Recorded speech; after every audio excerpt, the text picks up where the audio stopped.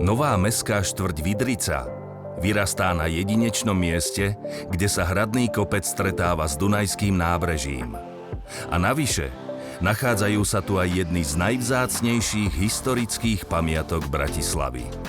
Profesionálne zabezpečenie hradného brala sa tak stalo kľúčovou súčasťou celého projektu.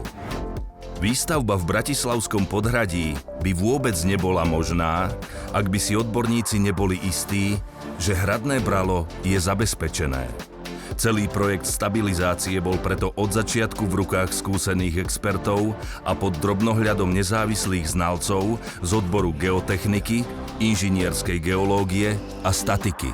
Bezpečnost skalních svahů v přirozeném uložení, pokud se nijak nepoužívají, tak se v podstatě neposuzuje. Tento svah tím, že se změnilo užívání tohoto svahu, to znamená z oblasti, která nebyla používaná, najednou je tady projekt, kde se buduje velké inženýrské dílo, tak samozřejmě ta stabilita svahu musí splňovat bezpečnost, která je definovaná normami. Základným prvkom v stabilizácii hradného brala sú trvalé lanové kotvy. Potom, ako sa osadia do skalného masívu, musia sa pomocou hydraulického napínacieho lisu odskúšať, či majú potrebnú únosnosť. Následne sa každá kotva predpína, to znamená, že sa natiahne na potrebnú vypočítanú kotviacu silu. Tady vidíme hydraulický napínací lis, který používáme pro napínání těch zemních lanových kotev. Ten lis se používá jednak pro kontrolu každé jednotlivé kotvy, to znamená, každá ta kotva, jak je tady vidíme, je prvně odzkoušena, že má danou únosnost.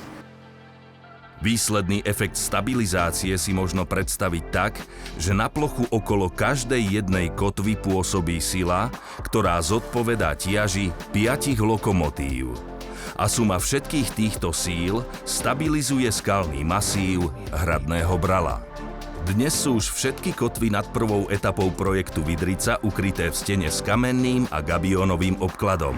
Na ňom sa postupne rozrastá popínavá zeleň, vďaka čomu už o krátky čas múr úplne splynie s okolitým prostredím. Profesionálne zabezpečenie hradného brala tak nepomohlo iba samotnej štvrti Vydrica, ale prispelo k vyššej bezpečnosti celého podhradia aj objektov na hradnom kopci. Aj vďaka tomu sa táto unikátna lokalita už čoskoro zaplní novými obyvateľmi, návštevníkmi a Vydrica sa opäť vráti do života Bratislavy.